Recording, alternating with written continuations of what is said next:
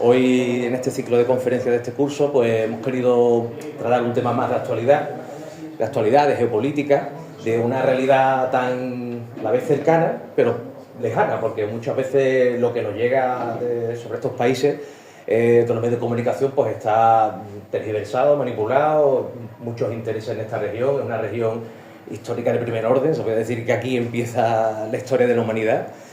Entonces, pues para ello hoy pues, hemos tenido bien de contar con Roberto, que ha tenido bien desplazarse desde Córdoba para estar con nosotros aquí esta tarde y compartir su experiencia a lo largo y ancho de esta región. Ha realizado muchísimos viajes, si no recuerdo mal, en el Líbano, en Irak, en Afganistán y seguro que en algunos más de la zona. Simplemente por dar algunas notas biográficas de Roberto, que es lo que nos cae un poco mejor. Roberto es traductor e intérprete de árabe, tiene también una faceta literaria muy precoz, que creo que con 6 años ganó su primer concurso y ha seguido ganando certámenes literarios a lo largo de su vida y a los 16 años pues, escribió su primer libro, Quijote sin tiempo ni edad, ¿no? Efectivamente, sí. Además de ello, pues es un políglota nato, habla un montón de idiomas, los principales idiomas internacionales y también algunos de los que se hablan en estas regiones, como puede ser persa o el hebreo. Como he dicho antes, pues Roberto es un viajero infatigable, está siempre cada año visitando distintas partes del mundo y ello pues le ha dotado de una gran cultura, de muchísimo conocimiento de estas diferentes sociedades humanas y pues todo ello le ha llevado a que él pues, se dedica a dar estas conferencias, entre otras cosas, a dar a conocer, tiene también un podcast, tiene un canal de YouTube y pues yo tuve la suerte de conocerlo en Córdoba hace unos meses, cuando en la asociación hermana nuestra, El Paso al Frente, él pronunció una conferencia específicamente centrada sobre el país de Irak, que la verdad me encantó, o sea, fue súper amena, muy interesante y además con una gran capacidad comunicativa que me dejó asombrado para la edad que tiene, por lo cual pues dijimos, bueno, lo tenemos que traer a Sevilla sí o sí, hasta que hoy, pues el 24 de octubre, día de San Rafael, festivo en Córdoba, pues ha tenido bien estar con nosotros. Sin más dilación, para dejarle ya que él hable, que es el que tiene que hablar, daros las gracias por estar hoy aquí con nosotros, darle las gracias a Roberto por estar aquí también. Simplemente un par de avisos, que lo han dicho que os lo diga, la semana que viene, el viernes, hay una asamblea en La Guaira para comentar cosas del curso y demás, y también el día 7 de noviembre, como sabéis, pues hay un acto importante de homenaje a los caídos que se hará en San Vicente. Esto como pequeña puña publicitaria. Y ya sin más, muchas gracias Roberto y cuando quieras. Muchas gracias, primero a Miguel, primero por invitarme, por tener a bien verme aquí hoy, gracias a los presentes, gracias a la asociación, gracias a todas las circunstancias que han dado que hoy esté yo aquí. El tema que les traigo, como hemos comentado, es el mundo árabe e islámico y vamos a ver por qué son dos cosas diferentes, ¿no? Porque además España también tiene mucha tradición histórica con el tema del moro, qué es el moro, qué es el árabe, qué es el musulmán, son cosas en principio totalmente diferentes. Vamos a ver algunos países árabes y vamos a ver algunos países islámicos que no son árabes. Ahora veremos la diferencia de todo eso. Las banderas que les traigo aquí son los países que yo he visitado hasta la fecha, islámicos o árabes, ¿de acuerdo? Este verano he estado visitando bastantes países en Asia, entre ellos he estado en Afganistán por segunda vez, he estado el día de la fiesta nacional que han instaurado los talibanes, por lo tanto es un país, este en concreto Afganistán, que le tengo mucho cariño y al cual he vuelto recurrentemente y el cual conozco bastante bien, así que voy a intentar transmitirles un poco de esa pasión que tengo por estos países. Vamos a viajar por Asia Central, vamos a viajar también por el levante mediterráneo, es decir, por el área de Siria, Jordania, todo el mundo casi iraquí ya no es levante mediterráneo, pero bueno, ustedes me entienden, esa zona Shami, que es como se llama en árabe, y vamos a viajar por último hacia el Golfo. Los países pequeños del Golfo, que muchos de ellos son prácticamente islas, Bahrein, por ejemplo, es una isla, viajaremos también a los Emiratos Árabes, vamos a estar en Qatar, vamos a estar en Kuwait. Y sin más dilación, vamos a viajar al primer país. ¿Cómo he planteado yo esta conferencia? Vamos a tratar geopolítica, vamos a tratar la situación de los países en el escenario internacional y vamos a tratar también la actualidad. ¿Qué es lo que se vive en el país? Porque como has dicho, una cosa es lo que vemos en las noticias y otra cosa es lo que se vive en el país. Bueno, Egipto es un lugar que nos pilla más o menos cercano, mucha gente que conocemos o nosotros mismos hemos ido a Egipto, pero quizá Afganistán o quizá Irak nos suene a guerra, a destrucción y a muerte. Y de verdad, honestamente, después de haber estado yo allí, y mucho tiempo. En Afganistán este verano he estado casi 20 días, el verano anterior estuve un poco menos. En Egipto estuve la última vez que fui un mes entero, es decir, he podido vivir la vida del día a día. Uno se da cuenta de que la situación pues, no es ni mucho menos como se nos anuncia. De Egipto puedo hablar que es efectivamente una de las cunas de la civilización. Tuve una entrevista en televisión hace poco, en Córdoba, y dije que Irak era la cuna de la civilización, pero podría decirse que hay varias. Una está en el Valle del Indo, lo que hoy es Pakistán, otra está en el Valle del Nilo en Egipto y otra está en el Creciente Fértil, es decir, algo que hoy en día es un absoluto desierto y es el territorio que está entre el Tigris y el Éufrates, en el corazón de Irak, ¿de acuerdo? Entonces aquí estamos, me gusta decir siempre, paseando por la tierra de nuestros padres, porque aunque nosotros no vengamos nuestra propia línea familiar de Egipto, por ejemplo, de Irak, todos tenemos unos antepasados comunes que son la historia y lo que la historia nos da, antepasados incluso culturales. Por eso me parece especialmente interesante desplazarnos a estos lugares. Es el hogar de los grandes templos a las orillas del Nilo, templos colosales con varios miles de años, con columnatas impresionantes que se mantienen impertérritas tras el paso, como decíamos, de los siglos. Es el hogar también de las pirámides. Ustedes ven aquí en esta fotografía el interior de una de las pirámides, no de las de Giza, es una pirámide menor, pero es bastante interesante y le puedo relatar el sentimiento extraño que uno tiene al estar en el interior, en la cámara mortuoria del rey, en completa soledad. Es un sentimiento difícil de explicar, la verdad. Pero solamente, creo yo, con estas experiencias podemos conectar tanto con el pasado de nuestra civilización, como con el pasado de la historia en general del mundo, como con el pasado de estos conflictos que actualmente nos llenan de tanta incertidumbre. Sin embargo, hay una parte también bastante interesante de Egipto que no se suele conocer, que es la parte asiática. Egipto está entre dos continentes, igual que Turquía. La parte africana es la mayoritaria, es decir, el mapa de Egipto que todos tenemos en la cabeza, y la parte asiática es el Sinaí. La península de Sinaí es Egipto, pero está en Asia, ¿de acuerdo? Incluso paisajísticamente cambia. Cuando uno cruza el canal de Suez y se adentra en el Sinaí, en esa península triangular, el paisaje se vuelve montañoso, se vuelve árido, uno comienza a ver formaciones rocosas rojizas parecidas a un paisaje marciano. Incluso la gente, uno empieza a ver a los beduinos, ya no son los pobladores de Nubia, del sur de Egipto, ni son los pobladores del Alto ni del Bajo Egipto, sino que estamos ante un pueblo completamente diferente. Y yo allí tuve el placer, sinceramente, de conocer en el Sinaí y en concreto en el monte Sinaí. Yo el ascenso del monte Sinaí, donde se entregaron las tablas de los 10 mandamientos a Moisés, lo hice de noche, de manera que uno pudiera ver el amanecer cuando llega a la cima. Y antes de llegar a la cima yo oía gente cantando. Digo, bueno, es un sitio común al que la gente suele ir, pero quiero decir, a las 3, a las 4 de la mañana hay gente que ya está encima, está arriba del monte Sinaí esperando el amanecer. ¿Y quiénes son esas personas? Cuando yo llegué y rompía la primera línea, la primera luz del alba de un nuevo día, el horizonte, me encontré a un grupo de judíos israelíes que habían acudido al monte Sinaí por ser sagrado, antes que para nosotros fue sagrado para ellos, obviamente, alabando a Dios y esperando la llegada, como decíamos, de un nuevo día, con flautas de pan y con armónicas cantando en hebreo. Algo que me pareció, sinceramente, sobrecogedor, pero también es el hogar de la mítica y la eterna Alejandría. Alejandría actualmente es una urbe moderna, podemos decir. Uno cuando va no se encuentra grandes ruinas, se encuentra la biblioteca de Alejandría, por ejemplo, pero absolutamente moderna, es decir, se ha asentado sobre las ruinas de la antigua, pero no tiene nada de la antigua en absoluto. Uno se encuentra algunas catacumbas grecorromanas muy interesantes, pero muy poca cosa, porque la destrucción que hubo en Alejandría fue masiva, es decir, el respeto por la historia grecorromana de esta ciudad fue prácticamente nulo, sobre todo en la época islámica. Es decir, hay una anécdota que se dice que cuando Amr bin al-As, que es el conquistador de Egipto, el conquistador islámico, cuando entra en Egipto, en un Egipto copto, o sea, cristiano, y un Egipto pagano también, que mantenía ritos antiguos, se dice que refirió al califa del momento que había encontrado una biblioteca, que era la biblioteca de Alejandría. Estaba muy mal en ese momento, estaba decadente, estaba con muy pocos libros, estaba expoliada, pero seguía estando. Y le refirió al califa que efectivamente había una biblioteca y que no sabía muy bien qué hacer con eso. El califa le dijo: mira los libros que hay y todo lo que en esos libros esté presente en el Corán sobra, porque ya está en el Corán. Vuelve a mirar en esos libros y todo lo que no esté presente en el Corán sobra también porque no está en el Corán. Así que puedes hacer lo que quieras con la biblioteca. Y lo que hicieron prácticamente fue acabar con lo poco que quedaba. Hay también algo muy interesante en Egipto que quería yo remarcarles, que es este lugar, que así a priori no parece más que una simple muralla, parece como una especie de puerta, no sabemos muy bien qué es eso. Eso es el templo de Amón-Ra en Siwa.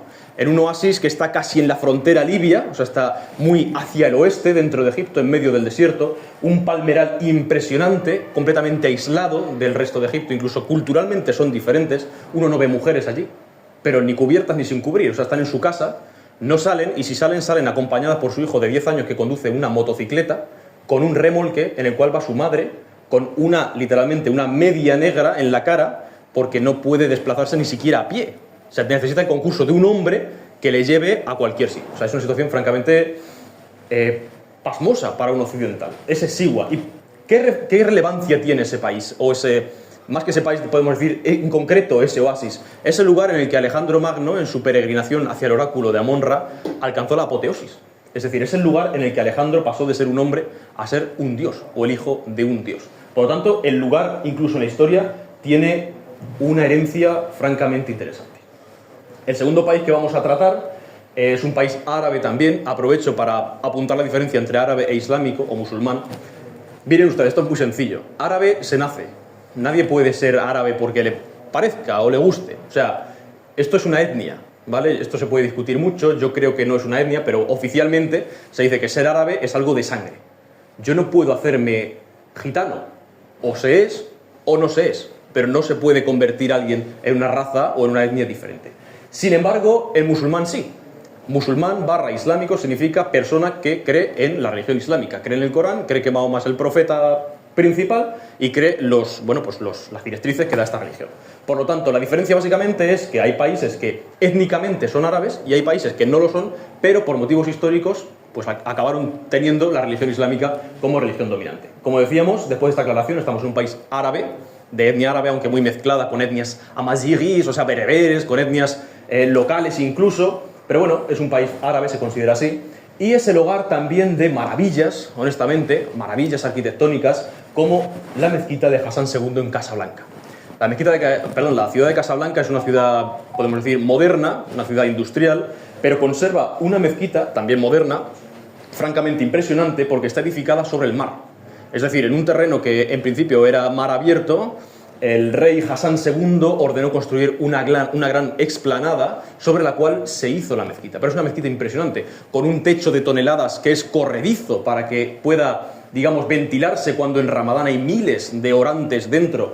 Una mezquita cuyos baños, podemos decir, salas de abluciones, los musulmanes se lavan antes de rezar, esas salas están 3 metros por debajo del nivel del mar, o sea, todo de mármol, todo con una calefacción incluso subterránea para que al entrar descalzos en invierno no sientan frío. Es un prodigio de la arquitectura moderna, como decíamos, y es también el hogar de joyas como Chefchaouen, una ciudad que se llama, o se le ha apodado, como la Perla Azul, porque todas sus calles, por motivos desconocidos, porque hay muchas teorías, pero realmente no se sabe el porqué real, pues todas sus calles son azules. Y se sigue manteniendo por un motivo actualmente más turístico que otra cosa. Marruecos, como decíamos, pues realmente es interesante porque a pesar de estar tan cerca de España, uno apenas tiene la sensación de haber salido de España cuando realiza ese viaje. Yo que estoy acostumbrado a viajes largos, viajes de 6, 7, 8, 10, 12 horas, apenas en un vuelo que dura menos de 1 hora está fuera de España, pero cuando llega allí tiene la sensación de estar en otro mundo. O sea, apenas 14 kilómetros desde Cádiz hasta Tánger es la frontera de un mundo, honestamente, culturalmente, religiosamente y en todo.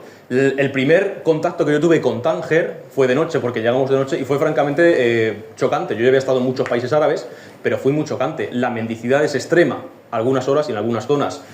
Incluso, esto es muy delicado, pero es la realidad, yo lo he visto y tengo que decirlo, incluso hay prostitución, no vamos a decir infantil, pero de personas, de chicas muy jóvenes, de 12, 13, 14 años, en las calles, gente drogándose en las calles a vista de todos. Por lo tanto, hay un Marruecos también que no es el turístico, que no es el Marruecos que se quiere dar a ver, del poder que tiene el rey sobre todo el reino, sino que es un Marruecos también decadente, que también existe y que está muy cerca de España. También tenemos joyas como Marrakech, la ciudad de los muros rojos, de los muros rosados también se le llama, y tenemos también algunas reliquias de la época tardía, medieval incluso, como algunas sinagogas. Hoy en día una sinagoga en un país árabe es rara avis, pero en ciertos momentos de la historia las sociedades árabes convivían con las judías en relativa paz, y especialmente en Marruecos, sobre todo después de la expulsión de moros y de judíos desde España. Túnez está, si avanzamos por ese norte de África, está más hacia el oriente, pero volvemos a cruzar la frontera de un mundo. Túnez con respecto a Marruecos es muy diferente, ¿de acuerdo?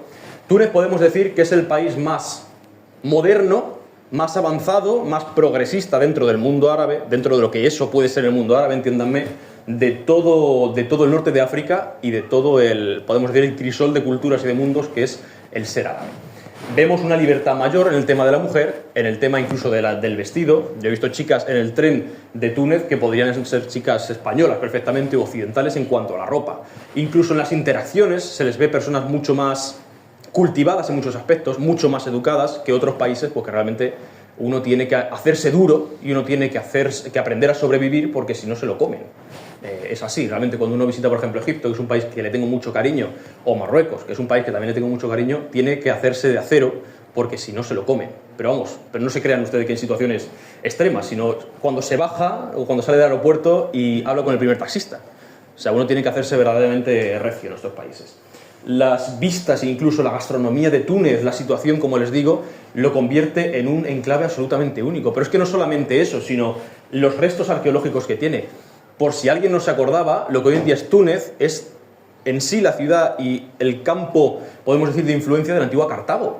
Ustedes han visto aquí una fotografía, que no he dicho, pero bueno, ustedes me ven aquí en lo que hoy en día queda de las ruinas de Cartago, que como decimos fue absolutamente arrasada y destruida en época romana, ya en la antigüedad, y lo único que queda son una suerte de pilares que uno no entiende muy bien por qué está, quiero decir, no quedan unas ruinas claras, sino que quedan prácticamente escombros, y es precisamente por eso, porque se destruyó aposta, adrede, no ha sido solo el tiempo el que ha acabado destruyéndola. Y como decíamos, hay joyas arqueológicas como un anfiteatro romano. Esta foto no está tomada en Roma, está tomada en el Gem, que es una ciudad desértica, muy calurosa, podemos decir, la zona más sureña de Túnez, y que conserva, como decíamos, un anfiteatro muy bien conservado, valga la redundancia, romano, de época romana, en el cual se han filmado incluso películas, porque cuando uno camina por el interior de los pasillos y de los túneles se siente verdaderamente un viajero del tiempo. No sé si sigue así actualmente, pero cuando yo estuve y entraba uno a la arena, simplemente con bajar una escalinata de 8 o 10 peldaños, entraba en la cámara en la que los gladiadores y las bestias estaban, podemos decir, encerradas antes de subir a la arena. Y está prácticamente como en aquella época, quiero decir, no está modificado por el turismo, lo cual lo hace, sinceramente, pues un lugar muy interesante.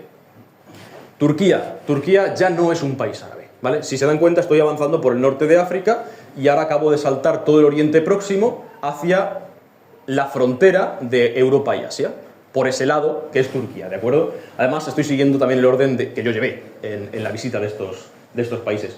Turquía es un crisol de mundos. Cuando uno visita la Turquía europea, que es lo que la gente suele visitar, es decir, he estado en Estambul, pero además de en Estambul, en la parte europea. Se lo explico rápidamente. Turquía, lo que era Anatolia antiguamente, ustedes tienen la forma en la cabeza, tiene un 3%, o sea, nada, pero un poquito de suelo europeo, que es más o menos la mitad de la ciudad de Estambul, ¿de acuerdo? Todo el resto es Asia. Incluso la otra mitad de Estambul es Asia. De manera que cuando uno toma un ferry, como yo estaba haciendo aquí, para cruzar de Europa a Asia, en cuestión de 15 minutos, se encuentra un mundo completamente diferente. Es decir, a pesar de ser la misma ciudad, la parte europea es mucho más bulliciosa, internacional, uno ve extranjeros, y al cruzar a Asia, a pesar de ser la misma ciudad, ve un clima y ve un ambiente muchísimo más familiar, más religioso incluso, y mucho más cerrado en algunos aspectos. Por lo tanto, es una ciudad de mundos, es una ciudad absolutamente cosmopolita. Y en cuanto a la historia, que yo soy un apasionado de la historia, también puede visitar uno las ruinas de Troya. Aquí vemos la muralla de Troya y vemos aquí el altar de sacrificios que se ha descubierto excavando las ruinas de Troya. Es decir, aquí es donde Alejandro Magno, cuando entró después de la batalla de Gránico, en fin, por el norte, bueno, por el estrecho de los Dardanelos, por el estrecho del Helesponto, aquí fue donde hizo aquella hecatombe en honor de los dioses, en honor de los caídos de la guerra de Troya. De manera que cuando uno, como les decía, viaja de Europa a Asia y de Asia a Europa, como si estuviera viajando entre mundos en un barco, lo que se encuentra en la caída del sol es esta maravilla.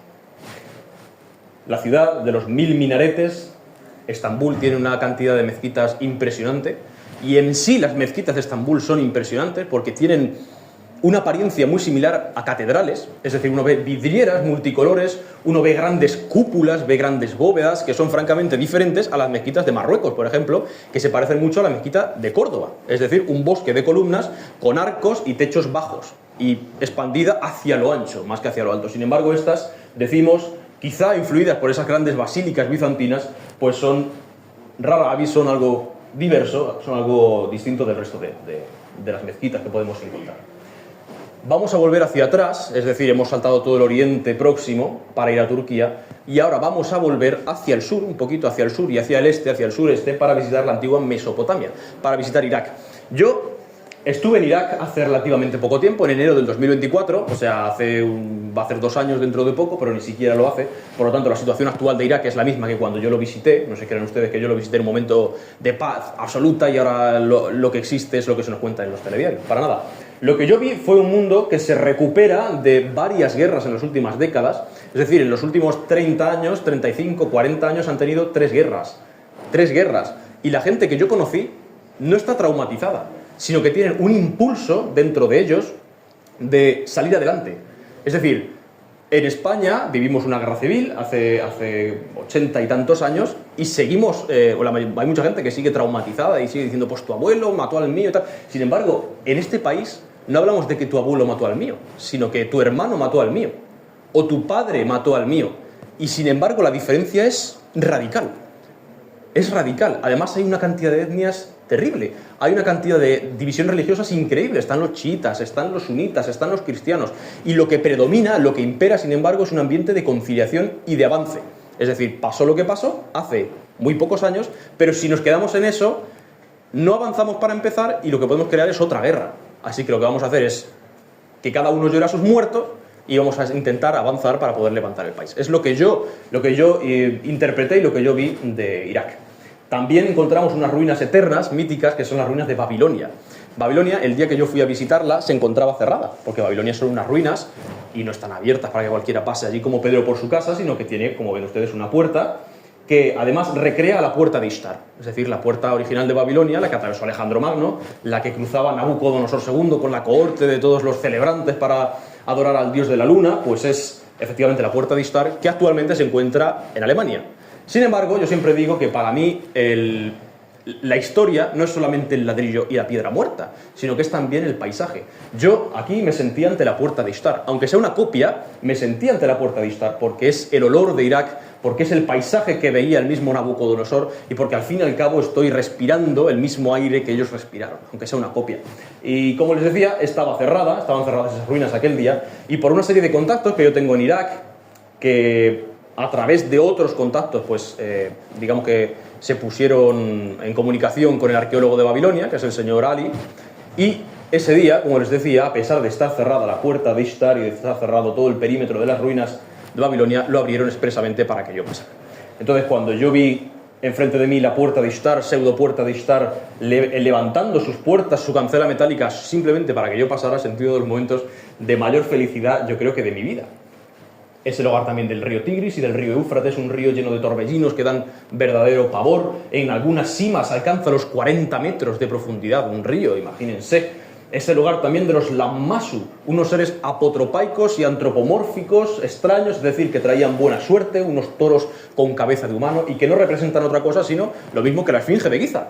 Es decir, el poder y la fuerza bruta de la naturaleza del animal, el cuerpo del animal, dominado por la cabeza del rey, por la cabeza del ser humano, controlando esa fuerza. Y ahora vamos a dar un salto cualitativo y cuantitativo hacia el corazón de Asia. ¿De acuerdo? Hemos estado moviéndonos por la cuenca mediterránea. Irak no es cuenca mediterránea, pero prácticamente está muy cerca de su influencia. Y ahora vamos a cruzar los montes Zagros, que son los que separan el mundo árabe del mundo persa. Vamos a cruzar Persia y vamos a llegar al corazón de Asia, a Asia Central. Hay una serie de repúblicas centroasiáticas que todas acaban en Stan y que tienen muy mala fama, eso de que tu nombre acabe en Stan, pero no significa nada más que el lugar de. Stan es el lugar de tal cosa, o sea, el lugar de los uzbecos. Afganistán es el lugar de los afganos. Kirguistán es el lugar de los kirguises, pero no solamente con países, sino con, quiero decir, por ejemplo, en persa, es una lengua que me empeño en seguir aprendiendo cada día más, cualquier palabra que designe un lugar con cosas, imagínense, por ejemplo, una cadena montañosa, ¿no? El lugar de las montañas, se forma de esta manera, el Kujestán, el lugar de las montañas, simplemente, ¿de acuerdo? Eso significa. Uzbekistán ya es que ni siquiera es árabe, o sea, es islámico porque el Islam invadió buena parte del mundo cuando surgió y poco después pero tiene influencia obviamente de la arquitectura islámica, pero no son árabes. Aquí yo descubrí unas mezquitas impresionantes, unas mezquitas como yo nunca había visto, con unos porches porticados, con columnas timúridas, a las cuales uno puede entrar calzado, lo cual es sorprendente porque a las mezquitas entras siempre descalzo. Yo cuando me quité los zapatos y vi a todo el mundo entrando a la mezquita con zapatos, dije, no sé qué está pasando, pero voy a imitarlos. Y efectivamente es que ellos, sobre todo en verano, para no agobiarse con el calor del interior del edificio, habilitan una sala de oración externa en la que el único lugar prohibido para pisar con zapatos es el que rodea la qibla, es decir, es el que rodea al punto que apunta, valga la redundancia, a la Meca. ¿De acuerdo? Sin embargo, alrededor de ese punto todo el mundo reza con zapatos, lo cual es algo verdaderamente sorprendente para una persona que siempre tiene mucho cuidado para no crear conflictos ni polémicas cuando está fuera de casa, como soy yo.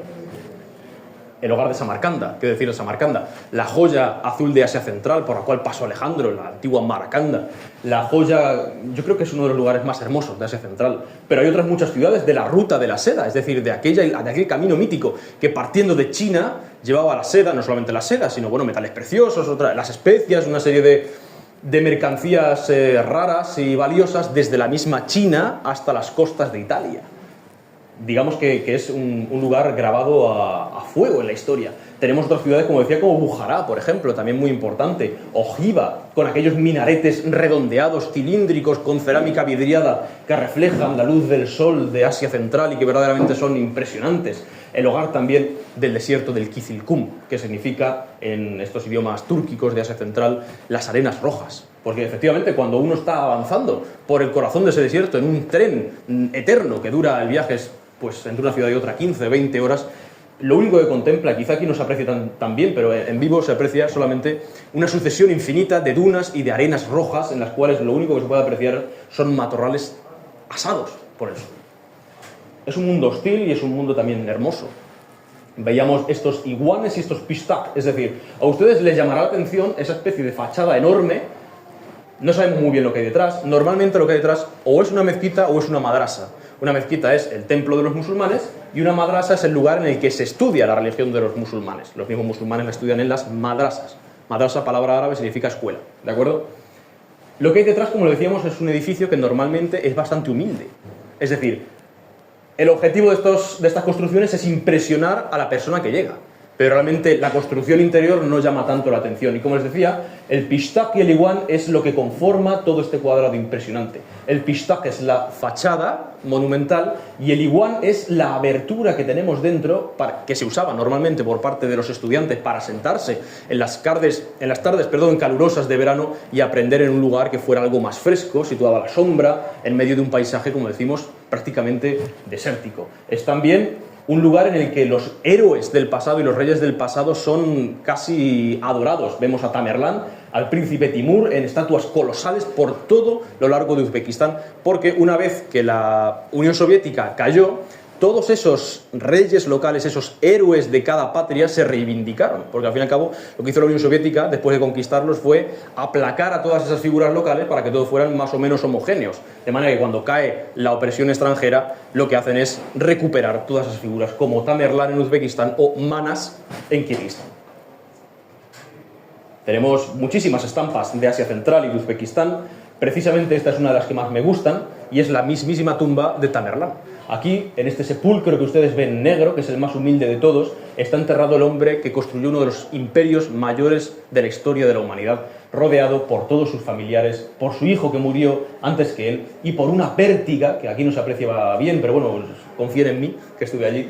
Hay una pértiga que en lo alto tiene la crin y la cola de un caballo, lo cual es sorprendente porque es un rito, o podemos decir que es una costumbre mongola, es decir, de Asia Central y de los pueblos mongólicos. Como en la tumba de un hombre musulmán, que, digamos, los musulmanes están especialmente empeñados en rechazar todo lo que no tiene que ver con su religión, hay un rasgo de la cultura y de la religión anterior, politeísta, animista, es algo verdaderamente interesante. Asia Central, yo creo, como decía una vez en una entrevista que me hicieron, es el espejo en el que el mundo árabe e islámico debería mirarse, porque tiene un sincretismo interesante, es decir, acepta el Islam sin rechazar su herencia cultural anterior, porque es un lugar en el que la mujer tiene unos derechos y honestamente yo tuve la sensación iguales al hombre, porque es un mundo en el que no existe fanatismo ni terrorismo. Bueno, existe, pero es algo francamente aislado. Es un mundo en el que la gente puede divertirse y en el que la gente puede hacer lo que quiera sin presión social ni religiosa ni de ningún otro tipo.